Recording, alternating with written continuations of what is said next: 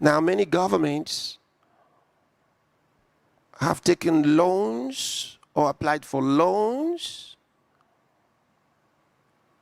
which they don't need. But they're getting these loans to be able to pay these organizations that really have nothing. And all their trade is in these loans. They give you loans of resources they took from you. That's what it's all about.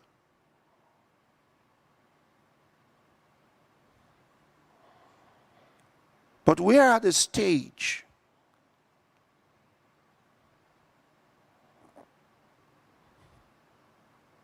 where the voices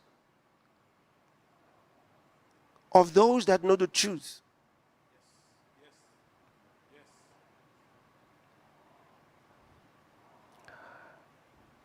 are being silenced by those who are perpetrators and collaborators. And then, like I said, you've got desk supporters of these evil agenda.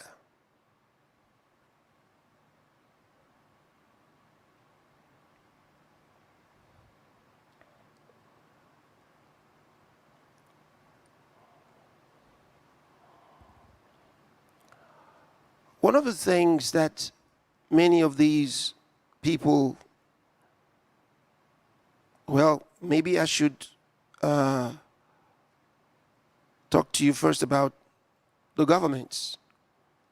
It's time for the governments not to listen to them anymore. Because you have to understand this. They are irresponsible. Those groups are irresponsible. They are not accountable to anybody. And when you have a problem with your government and with your people, they don't care.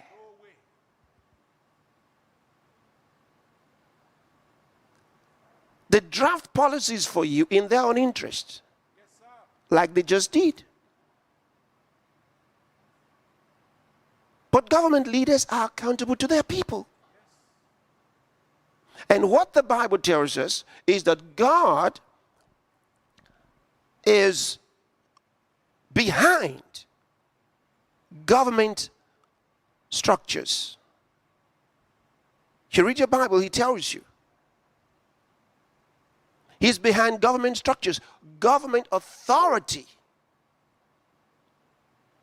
is backed by God. And so what he wants is that such authorities must listen to him. You say, how are they going to know? How are they going to hear from God? Well, it's between them and God. God guides them. He gives them wisdom. When he puts a leader in authority, he gives him wisdom. He guides him. But if you decide you're going to be listening to irresponsible organizations and individuals of the deep state, rather than listening to the voice of wisdom and guiding your people accordingly, then you're going to get in trouble with God for sure. For sure.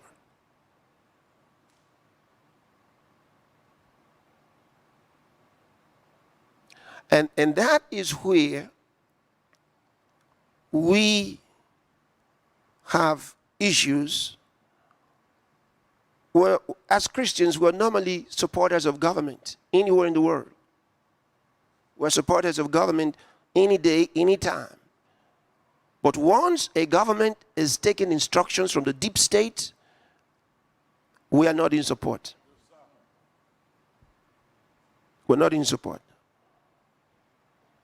We're immediately, suddenly, right away, on opposite sides.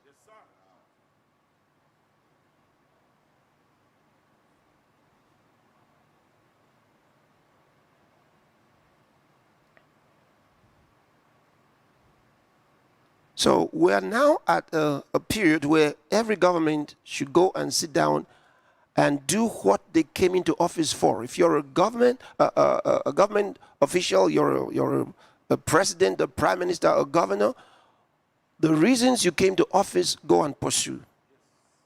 Go and do your work. Go and pursue your agenda for your country, for your state, for your city. Those you were listening to that caused this havoc, they have no solution. They have no solution. They have no direction. And they are irresponsible. Irresponsible. They created the previous crisis and created this one and complained about the previous one.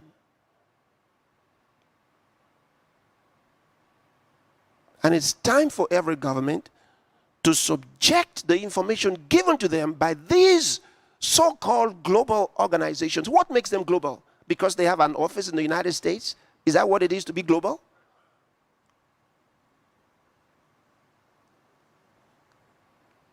And leaders have to become wise to stop subjecting their authority to people just because those people have money.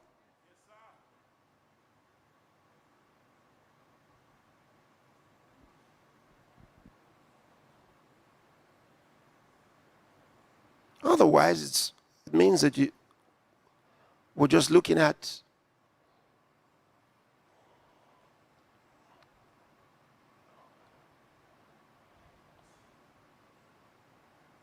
what I describe as a plutocratic oligarchy. Makes no sense.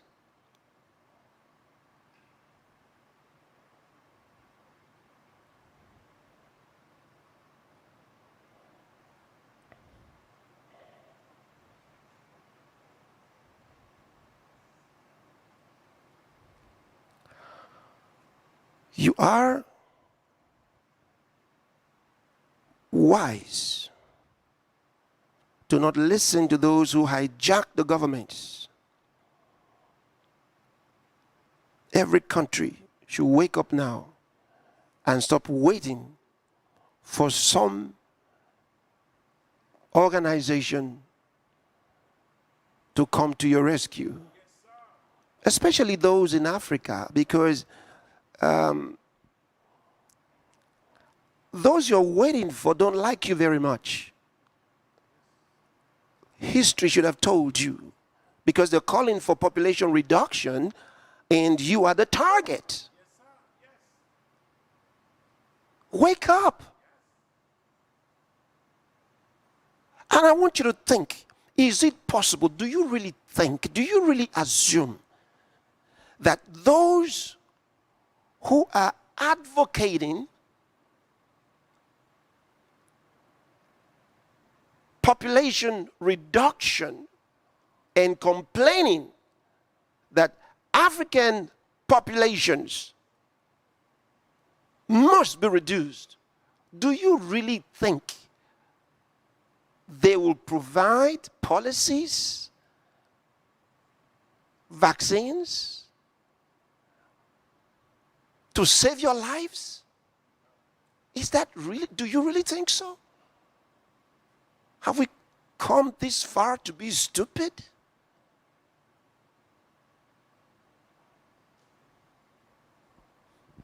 Wake up.